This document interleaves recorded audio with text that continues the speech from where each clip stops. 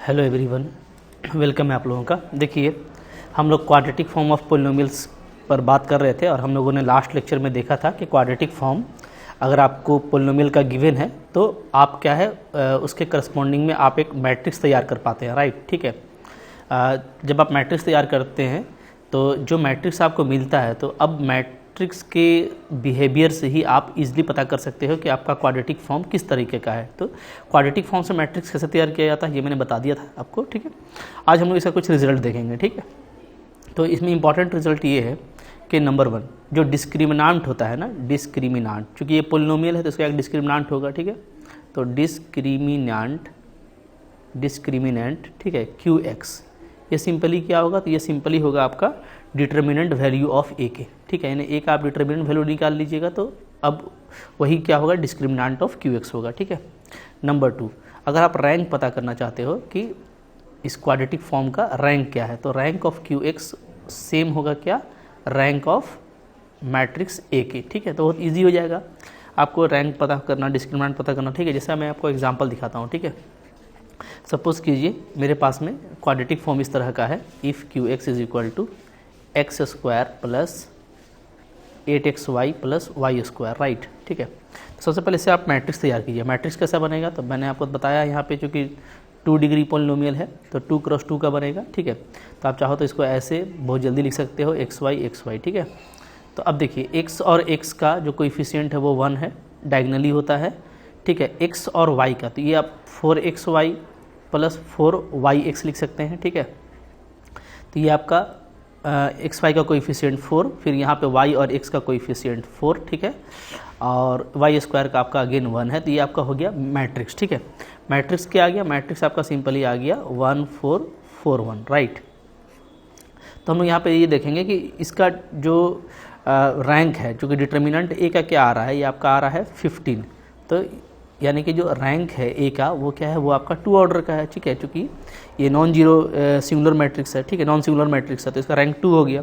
अगर इसका रैंक 2 है तो हम सिंपली क्या बोलेंगे कि जो रैंक होना चाहिए क्वाड्रेटिक फॉर्म QX का, वो भी क्या होगा, वो आपका 2 होगा, ठीक है। तो इस तरीके से बहुत ईजिली आप निकाल पाते हैं, ठीक है। क्लियर है। अच्छा, नंबर 3 देखेंगे इसके बाद हम लोग क्या है। नंबर 3 सिंगुलर क्वाड्रेटिक फॉर्म क्या होता है, ठीक है। सिंगुलर क्वाड्रेटिक फॉर्म, ठीक है, क्वाड्रेटिक फॉर्म।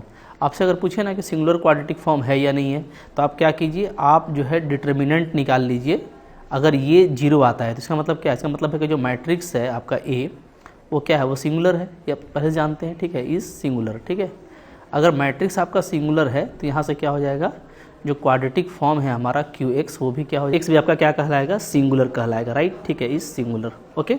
तो किसी भी क्वाड्रेटिक फॉर्म को सिंगुलर पता करना काफ़ी इजी हो जाएगा, ठीक है। अच्छा, इसी तरीके से अगर आपको नॉन सिंगुलर बोलता है कि नॉन सिंगुलर क्वाड्रेटिक फॉर्म है, तो नॉन सिंगुलर क्वाड्रेटिक फॉर्म, ठीक है, शॉर्ट में लिख रहा हूँ मैं, क्वाड्रेटिक फॉर्म का मतलब क्या होगा, का मतलब होगा कि जो डिटर्मिनेंट आएगा ए का वो क्या होगा, वो नॉन जीरो होगा, ठीक है। क्लियर है। तो बहुत सिंपल चीज़ें हैं। इसके बाद देखिए नंबर 5, यहाँ पे बल्कि 5 नहीं बल्कि एक मैं यहाँ पे नोट बता देता हूँ कि जो भी परफेक्ट स्क्वायर होता है ना क्वाड्रेटिक फॉर्म, वो क्या होता है, वो आपका सिंगुलर होता है, ठीक है। मैं आपको दिखा देता हूँ क्या होता है, परफेक्ट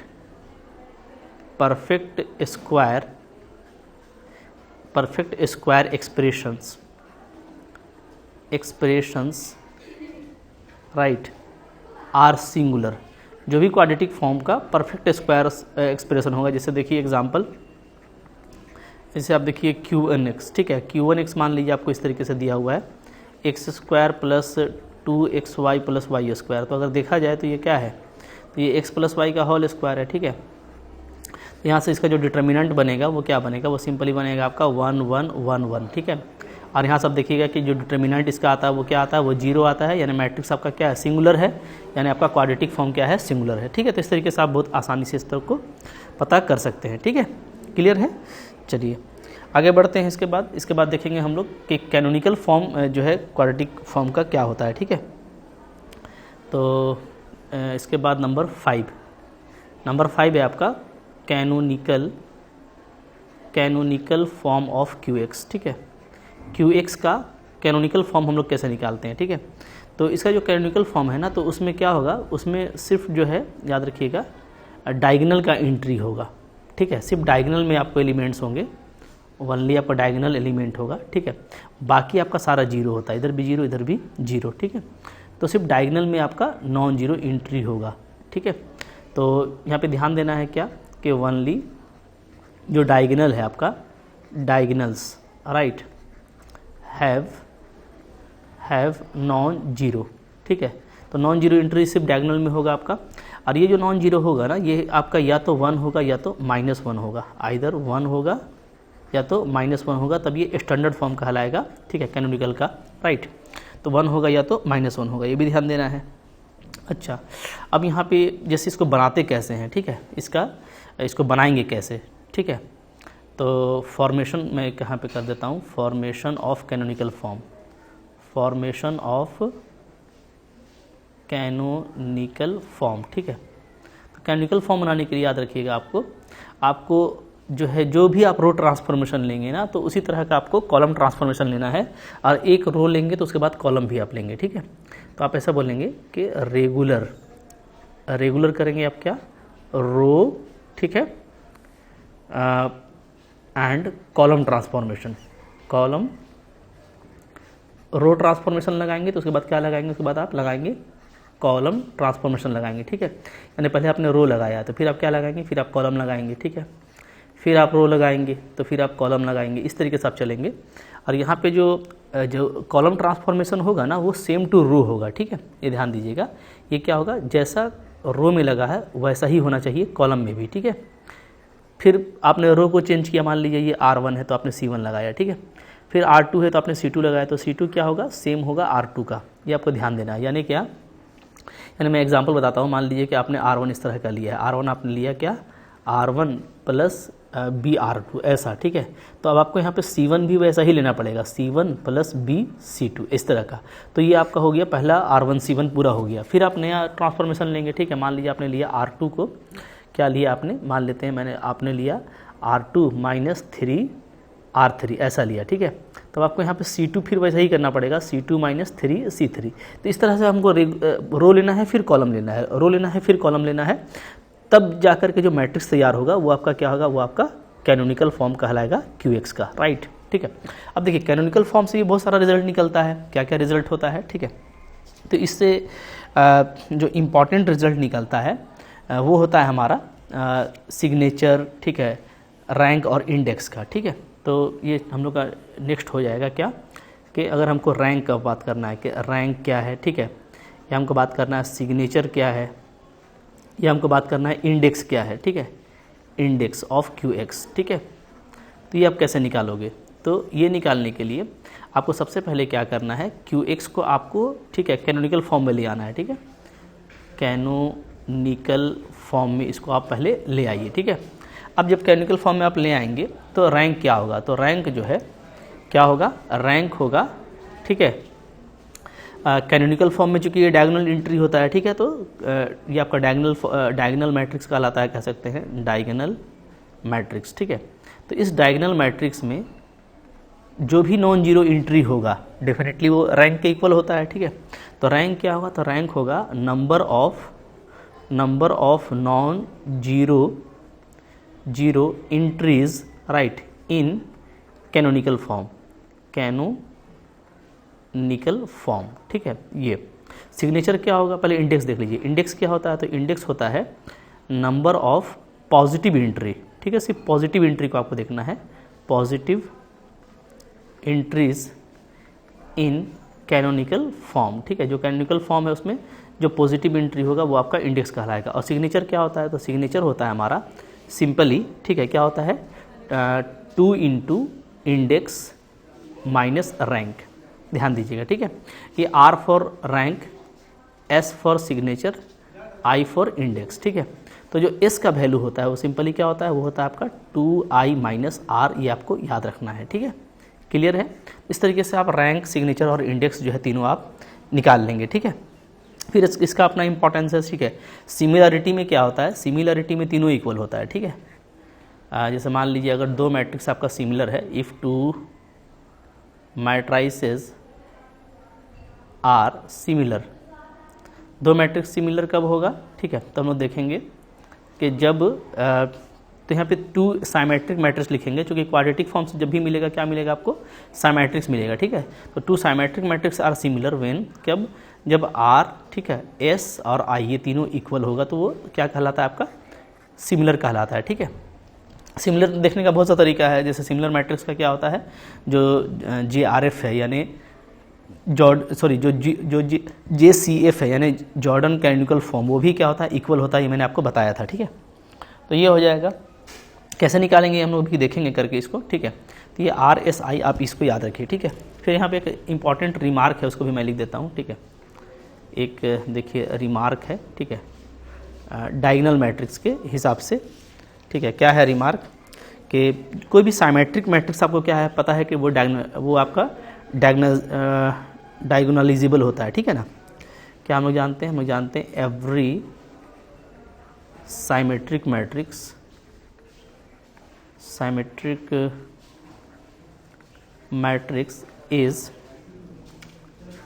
इज ठीक है डायगोनलाइजेबल, ठीक है। वो क्या होता है, वो आपका डायगोनलाइजेबल होता है, ठीक है।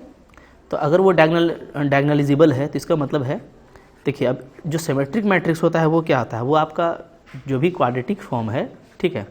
तो जब क्वाड्रेटिक फॉर्म का आप मैट्रिक्स निकालते हैं तो वो सिमेट्रिक होता है, ये मैंने आपको बताया था।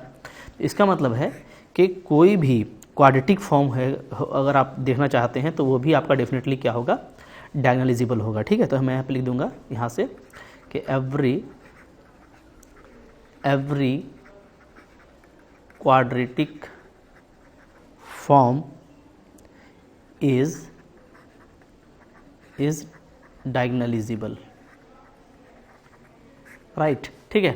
तो ये आपको देखना है कि डायगोनलाइजेबल अगर है तो ये भी आपका होगा, क्लियर है। अच्छा, तो ये कुछ इंपॉर्टेंट रिमार्क था। अब इसके बाद हम लोग ये देखेंगे ना कि हम लोग कैनोनिकल फॉर्म के हेल्प से रैंक, इंडेक्स या सिग्नेचर किस तरीके से फाइंड आउट कर सकते हैं, ठीक है। मैं आपको एक दिखाता हूँ यहाँ पे, चलिए देखिए मेरे पास में क्वेश्चन है, क्या है क्वेश्चन, ठीक है।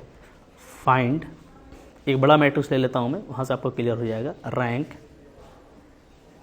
इंडेक्स एंड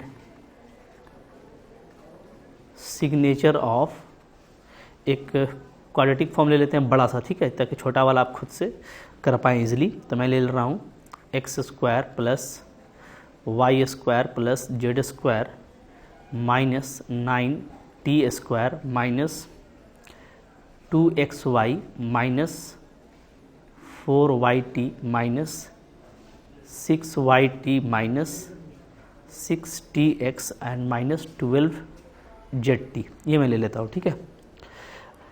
अब इसका हमको देखिए निकालना है, तो सबसे पहले हम क्या करेंगे, इसका हम मैट्रिक्स रिप्रेजेंटेशन करेंगे। मैट्रिक्स रिप्रेजेंटेशन करना मैंने आपको बताया है, तो आप उसी तरीके से कीजिएगा, ठीक है। तो यहाँ पे जैसे देखिए 4 वेरिएबल है, तो 4x4 का मैट्रिक्स मिलेगा मेरे को, 1 -1 0 -3, राइट, -1 1 -2 3 0 -2 1 -6 एंड -3 3 -6 और -9, ये मेरे को मिल गया 4x4 का मैट्रिक्स, ठीक है। ये पहले आपको निकाल लेना है कि 4x4 का मेरे को मैट्रिक्स क्या मिलेगा फ्रॉम द क्वाड्रेटिक फॉर्म, जो कि मैंने आपको पहले ही बताया हुआ है, ठीक है। अब देखिए यहाँ पे हमको करना क्या है, यहाँ पे जो है हमको इसका क्वाड्रेटिक फॉर्म निकालना है, ठीक है। तो क्वाड्रेटिक फॉर्म निकालने के लिए अपना जो टारगेट होगा वो क्या होगा, वो ये होगा कि सिर्फ डायगोनल एंट्री मेरा बचे और बाकी को मैं क्या कर दूँ, 0 कर दूँ, ठीक है।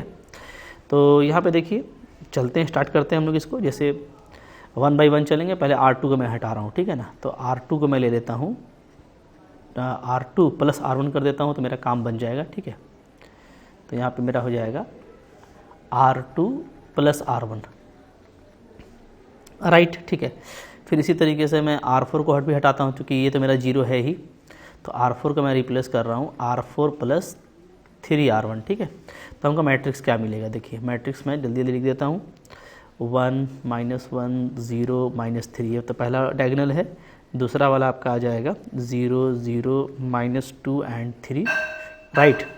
तीसरा वाला हमारा आ जाता है, ये तो 0 था ही, 0 - 2 1 - 6, इसको एज इट इज़ छोड़ दीजिए। और लास्ट वाला आ जाएगा आपका 0 0 -6 एंड -18, ठीक है। तो ये हमारा मैट्रिक्स नए फॉर्म में आ गया। अब मैंने जैसे आपको बताया था कि जो आपने ट्रांसफॉर्मेशन किया है वही आपको सेम रिपीट करना है कॉलम में, ठीक है। तो इसके बाद जो हम लोग लेंगे तो ये करेंगे कि C2 को रिप्लेस करेंगे C2 + C1 और C4 को रिप्लेस करेंगे C4 + 3C1, ठीक है। चलिए देखिए क्या आ जाता है, तो दिस बिकम्स इक्वल टू, तो देखिए पहला कॉलम आपका सेम रहेगा, दूसरा कॉलम चेंज कर देंगे हम लोग, तो आ जाएगा 0 0 -2 एंड 0, ठीक है। तीसरा कॉलम भी हमारा सेम रहेगा, 0 - 2 1 - 6, और चौथा कॉलम चेंज होगा तो आ जाएगा ये आपका 0 0 -6 एंड -18, राइट, ठीक है। तो ये आ गया। अब हम लोग फिर से कोई नया रो ऑपरेशन लेंगे, ठीक है। तो देखिए पहला वाला तो आपका रेडी हो चुका है। अगर देखा जाए ना तो मैं चाहता हूँ कि जैसे ये -2 को यहाँ पे ले जाऊँ, ठीक है। तो मैं यहाँ पे स्वाइप कर दे रहा हूँ R2 को R3 से, राइट, ठीक है। अच्छा, तो R2 को R3 से मैं स्वाइप करूँगा तो क्या हो जाएगा, देखिए 1 0, पहला कॉलम तो आपका सेम रहेगा, 1 0, पहला रो सेम रहेगा, दूसरा रो को मैं स्वाइप कर रहा हूँ तो थर्ड को लिख रहा हूँ पहले -2 1 एंड 0, ठीक है। फिर लिख रहा हूँ मैं 0 0 -2 0, राइट, 0 0 -6 और -18, ठीक है। तो अब सेम कॉलम ऑपरेशन आपको करना पड़ेगा, यानी C2 को स्वाइप कीजिए आप C3 से, ठीक है।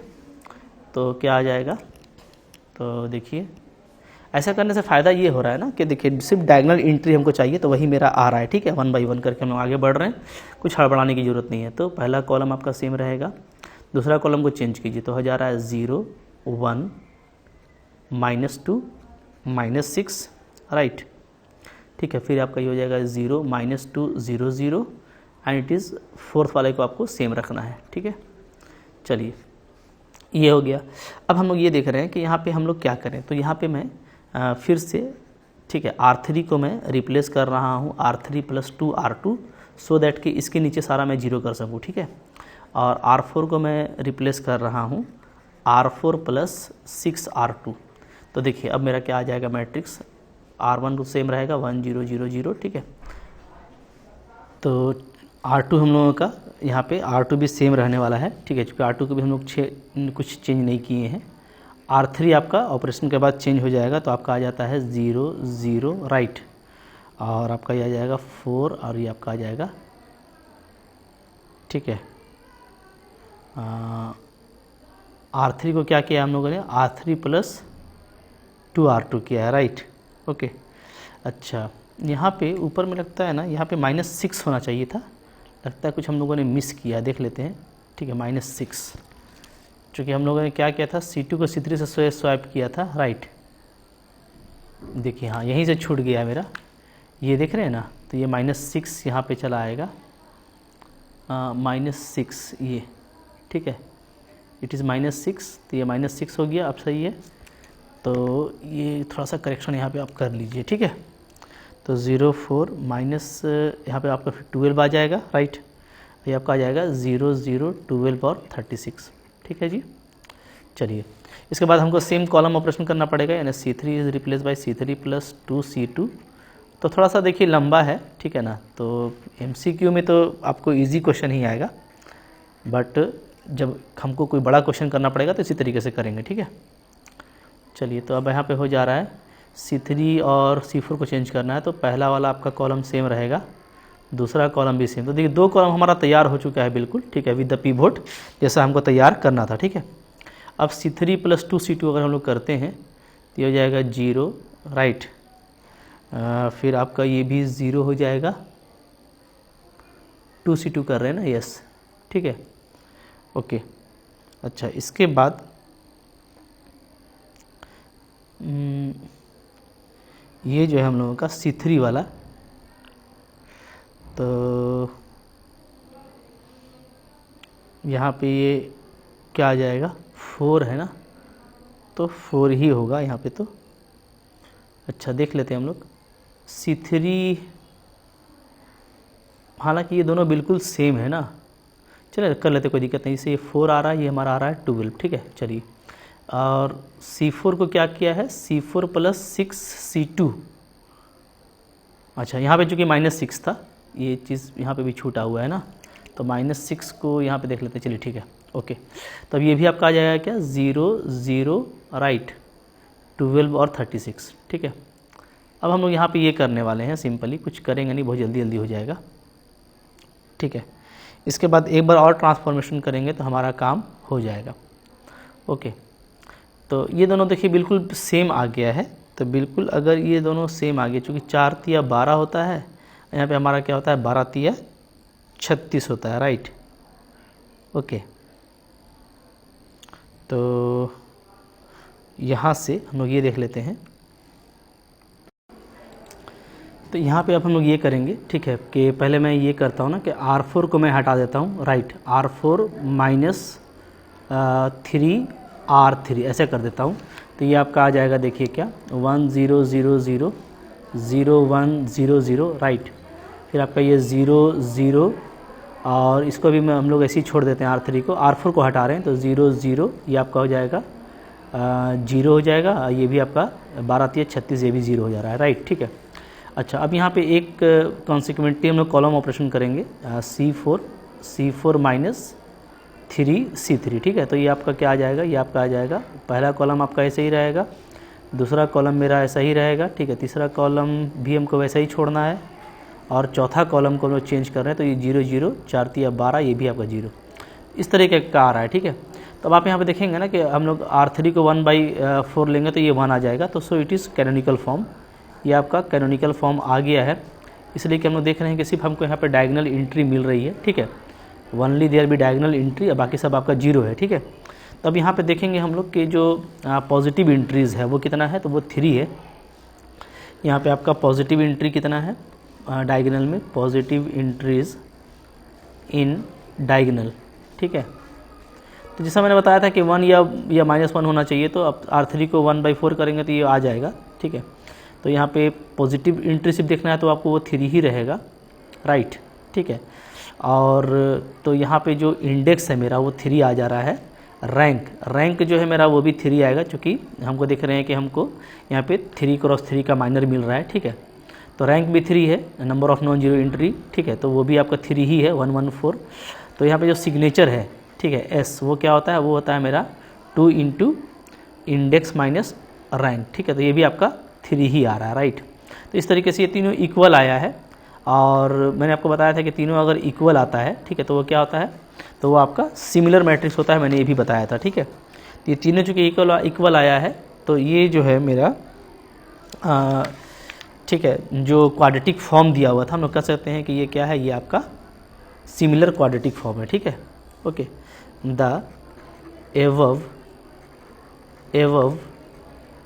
क्वाड्रेटिक फॉर्म इज़ सिमिलर, ठीक है।